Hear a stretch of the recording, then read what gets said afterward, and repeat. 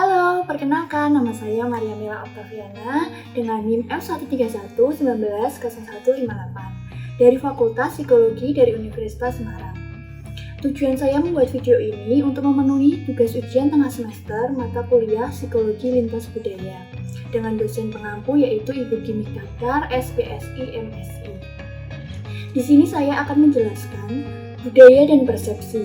Nah, dengan tema di atas, saya mengangkat budaya dari daerah saya sendiri, yaitu berupa syawalan. Apa yang pertama kali kalian pikirkan saat mendengar kata itu? Ataukah tupat? Kalau di daerah Semarang sendiri itu kan ada itu yang namanya syawalan kupat tauge. Tapi di daerah saya ini berbeda. Kalau di daerah saya ini yaitu dengan syawalan menggunakan lepes raksasa.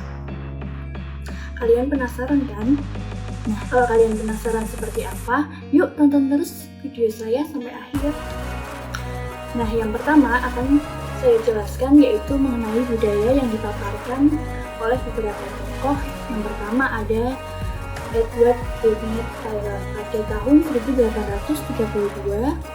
Menurut Tylor, kebudayaan adalah sistem kompleks yang mencakup pengetahuan, kepercayaan, kesenian, moral, hukum, adat istiadat, kemampuan, serta kebiasaan-kebiasaan yang didapatkan oleh manusia sebagai anggota masyarakat.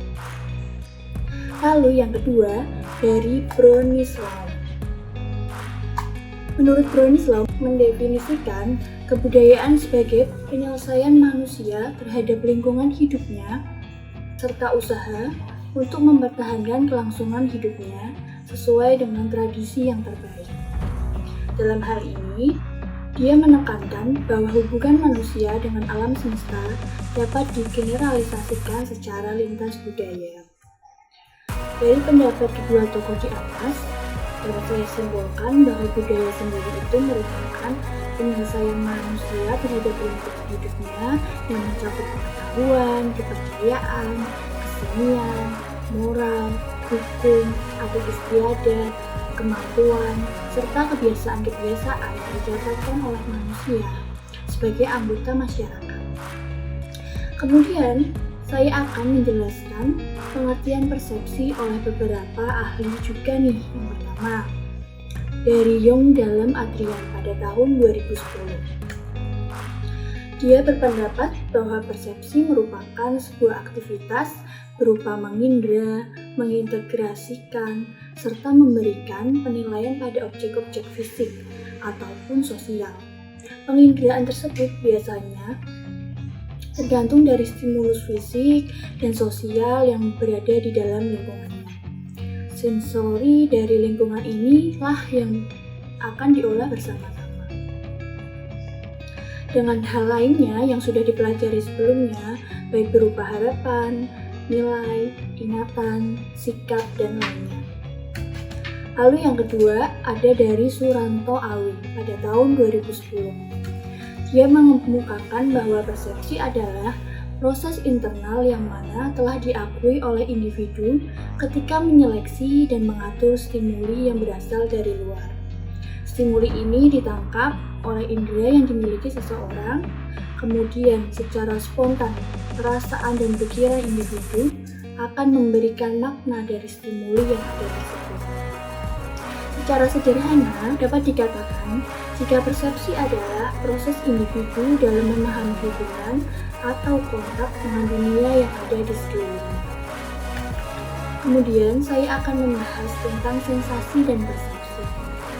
Dalam memahami psikologi, lintas budaya, sensasi dan persepsi berkaitan dengan bagaimana orang menerima stimulus dari lingkungan dan bagaimana ia memproses stimulus tersebut. Sensasi biasanya merujuk pada stimuli nyata terhadap organ-organ indera tertentu seperti mata, telinga, hidung, lidah, dan kulit. Persepsi dipahami sebagai bagaimana informasi yang berasal dari organ terstimulasi diproses atau bagaimana diseleksi, dikonstruksi, ditafsirkan. Persepsi mengacu pada proses di mana informasi sensoris diterjemahkan menjadi hal yang bernama.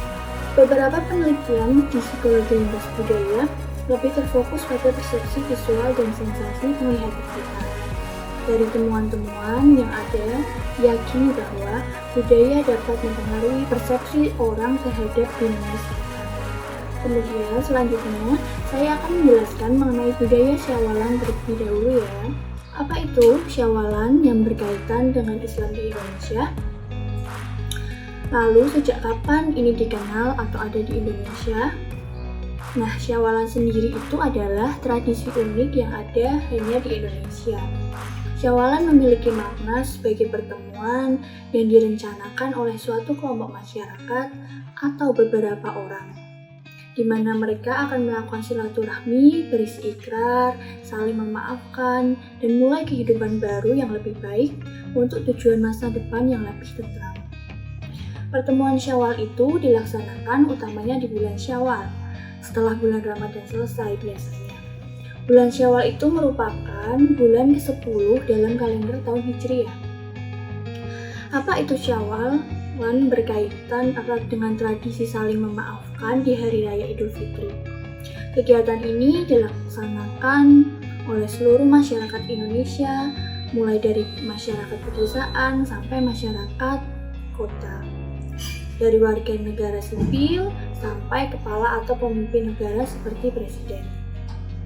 Syawalan disebut juga dengan istilah halal bihalal, di mana orang-orang akan mendatangi rumah orang lain untuk saling memaafkan dan pemilik rumah akan menyambut orang itu dengan gembira dan menjadi bisa saling memaafkan. Nah, di sini apa sih contohnya? Beberapa ragam Syawalan di berbagai daerah. Yang pertama yaitu ada di Yogyakarta, yaitu namanya Grebeg Syawal Keraton Yogyakarta. Grebeg Syawal Keraton Yogyakarta sudah dikenal seluruh penjuru dunia. Banyak wisatawan luar negeri yang datang ke Yogyakarta secara khusus hanya untuk melihat tradisi Grebeg Syawalan. Tradisi ini merupakan tradisi Syawalan peninggalan Sri Sultan Hamengkubuwono I. Dilaksanakan sejak tahun 1725 sampai sekarang. Dalam tradisi ini, rakyat dapat melihat iring-iringan prajurit keraton mengiringi 5 gunungan berisi aneka ragam hasil bumi. 5 gunungan itu diantarkan ke 3 lokasi perayaan Grebeg Syawal, antara lain ke halaman Masjid Gede, Pura Pakualaman, dan juga kantor Kepastian Yogyakarta. Isi gunungan akan dibagikan kepada masyarakat. Nah, seperti apa sih Syawal di Keraton Yogyakarta itu? Nih, aku kasih lihat nih contohnya. Lalu yang kedua ada Grebeg Syawal di daerah Keraton Solo. Sama dengan di daerah Yogyakarta, Kota Solo juga memiliki tradisi Grebeg Syawal. Grebeg Syawal di Solo dilaksanakan dengan membawa 2 gunungan berisi hasil bumi dan jajanan pasar. Masing-masing gunungan itu memiliki nama, yaitu Gunung Jaler dan Gunung Setri. Gunung Jaler dibawa ke Masjid Agung Surakarta, sedangkan Gunungan Setri dibawa ke Keraton Solo. Ini seperti ini contohnya. Lalu yang ketiga yaitu ada adat Syawalan di Kota Semarang. Nah, kalau di Kota Semarang ini, Syawalan menjadi tradisi yang dinanti bagi warga Kalisari Pedurungan Semarang. Setelah salat subuh, mereka berbondong-bondong, berkumpul untuk saling bertemu, dan kemudian bermaaf-maafan. Momen saling bermaafan inilah yang paling ditunggu anak-anak, sebab sembari saling berjabat tangan, anak-anak akan mendapatkan uang. Setiap rumah sudah menyiapkan uang untuk dibagikan kepada anak-anak sebagai hadiah bagi mereka yang belajar berpuasa. Nominal yang diberikan memang tidak besar, tapi mampu untuk jajan dan membuat mereka bahagia. Suasana guyup lebih terasa saat antar warga berbagi makanan yang sudah dibawa dari rumah. Salah satu warga bernama Istri mengatakan, yang dibawa tidak harus ketupat seperti biasa dijumpai saat merayakan Lebaran Syawal. Warga boleh membawa apapun yang dimilikinya. Tradisi yang digelar seminggu setelah Lebaran ini sudah ada sekitar lebih dari 20 tahun yang lalu. Selain di Kalisari, di sudut lain kota Semarang juga memiliki tradisi Syawalan yang tak kalah menarik, yakni tradisi warga mempunyai kupat di daerah Kampung Jatin Cilik, Logomulyo, Pedurungan. Kupat tauge adalah ketupat biasa yang terbuat dari beras namun memiliki isian tauge dan sambal kelapa. Panganan ini diperebutkan bocah-bocah karena di sela-sela janur diisi dengan uang. Tradisi membagikan kupat sudah ada sejak tahun 1950-an. Setelah warga asli Jatin Cilik kembali ke kampungnya pasca mengungsi akibat Perang Dunia Kedua. Di tengah keprihatinan, warga kala itu tetap ingin bersyukur merayakan Idul Fitri. Di tempat lainnya, tepatnya di Kelurahan Kandri, Kecamatan Gunung Pati, warga menyelenggarakan tradisi Syawalan yang disebut ritual sesaji Rewanda. Ritual yang selalu diadakan usai Hari Raya Idul Fitri ini menjadi atraksi wisata unggulan pemerintah Kota Semarang. Ritual sesaji Rewanda diawali dengan prosesi arak-arakan, mengusung 4 gunungan dari Kampung Kandri ke Gua Kreo. Jaraknya sekitar 800 meter. Di barisan terdepan ada 4 orang dengan riasan dan kostum monyet. Barisan selanjutnya adalah replika batang kayu jati yang konon diambil oleh Sunan Kalijaga. Baru kemudian barisan gunungan dan para penari.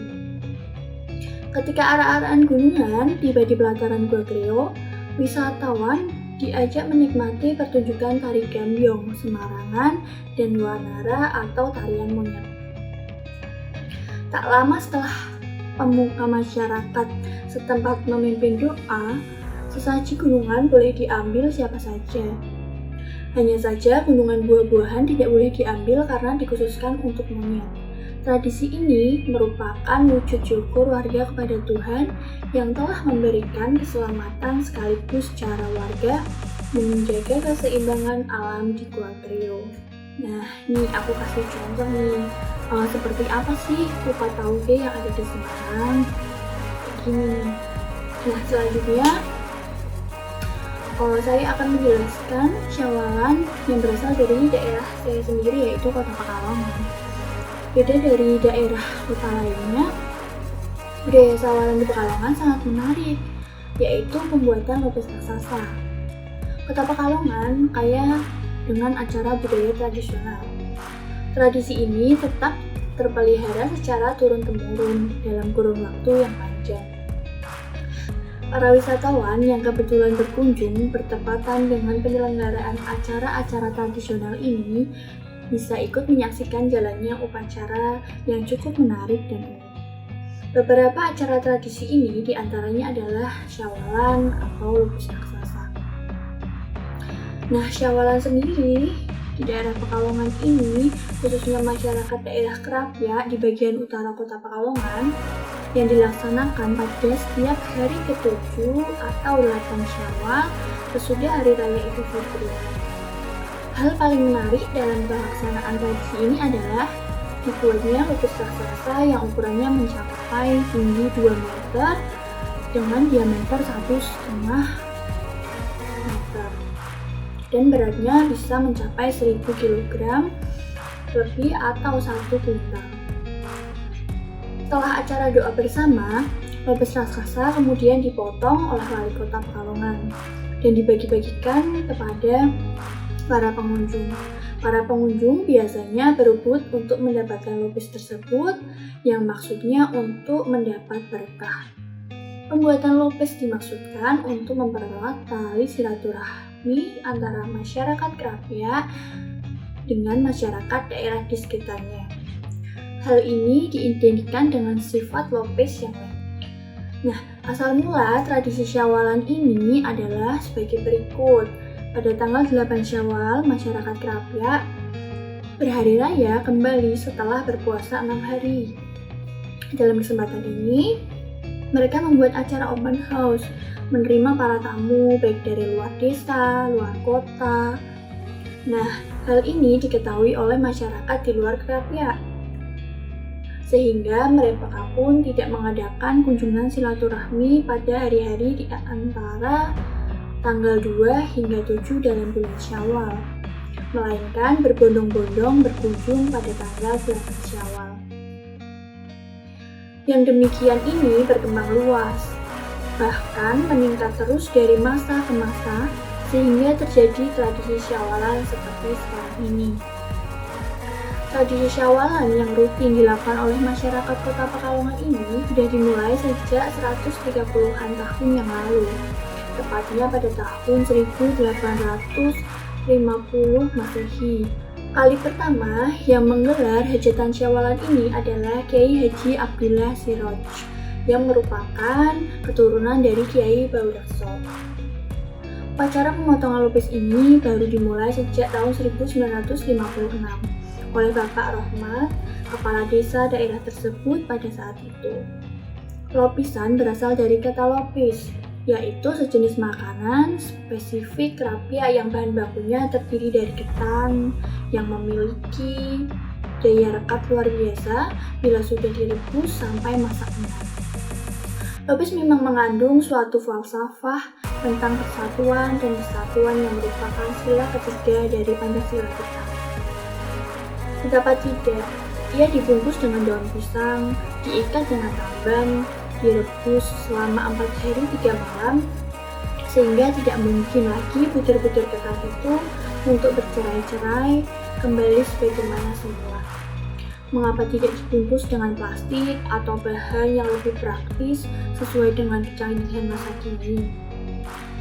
Nah, pohon pisang tidak mau mati sebelum berbuah dan beranak.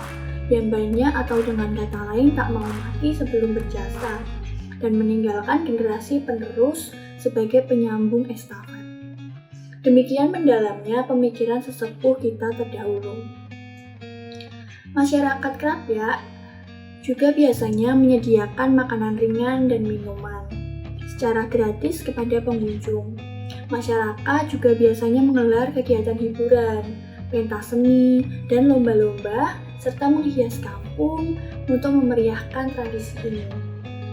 Selain lupis raksasa, ada juga nih tradisi di Kota Pekalongan, yaitu adanya balon-balon udara berukuran besar, warna-warni, bermacam-macam desainnya, semarak, karena beberapa balon juga disertai petasan meriah. Begitulah Pekalongan dengan segala budaya dan kearifan lokalnya. Nah, pagi hari setelah menunaikan sholat subuh, biasanya sebagian masyarakat melepas balon plastik berukuran raksasa ke udara.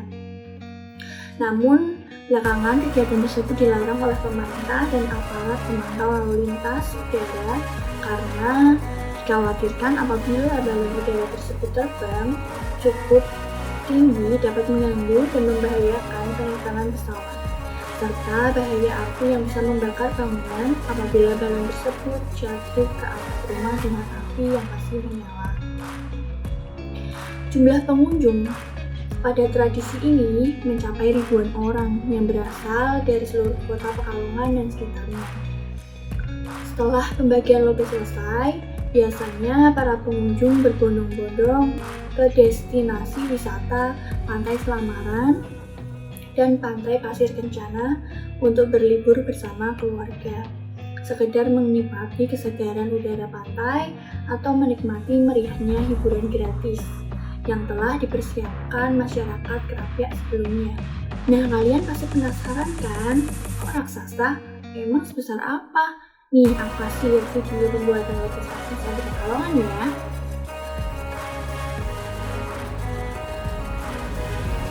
Warga Kelurahan Krapyak Gang 8 Sembawan memiliki tradisi membuat sekaligus memotong kue lupis berukuran raksasa. Lupis raksasa ini menjadi tradisi turun-temurun setiap hari ke-7 bulan Syawal. Kini warga sedang membuat lupis raksasa untuk dihidangkan saat Syawalan nanti. Tinggi lupis raksasa ini 2 meter dengan diameter 2,5 meter serta bobot yang mencapai 1,6 ton. Pembuatannya dibutuhkan bahan baku beras ketan hingga 500 kg. Anggaran untuk membiayai pembuatan lupis raksasa ini mencapai 25 juta rupiah untuk membeli bahan baku seperti beras ketan, daun pisang, bambu, tali, kayu bakar, dan kelapa parut, serta kegiatan festival. Pembuatannya memakan waktu lebih dari 2 hari, mulai dari mengolah hingga mengukusnya di dandang berukuran raksasa. Usai matang, lupis raksasa diangkat menggunakan katrol untuk ditiriskan hingga nanti saat pelaksanaan festival siap untuk dipotong. Festival Lupis Raksasa akan digelar pada Senin 9 Mei 2022 mendatang di Taman Pusat Kegiatan Masyarakat di Gang 8 Sembawan, Kelurahan Krapyak. Festival Lupis Raksasa akan dihadiri Wali Kota Pekalongan dan Gubernur Jawa Tengah Ganjar Pranowo serta Watimpres Habib Lutfi bin Yahya. Nah, dari sini bisa diambil kesimpulan bahwa budaya mempengaruhi persepsi karena walaupun nama Syawalan, tetapi ternyata di berbagai daerah mempunyai ciri khas yang unik masing-masing. Jadi jika kita berbicara mengenai Syawalan, pasti setiap masyarakat mempunyai sudut pandang yang berbeda jika kita berbeda daerah. Nah, sekian video penjelasan dari saya. Terima kasih sudah menonton.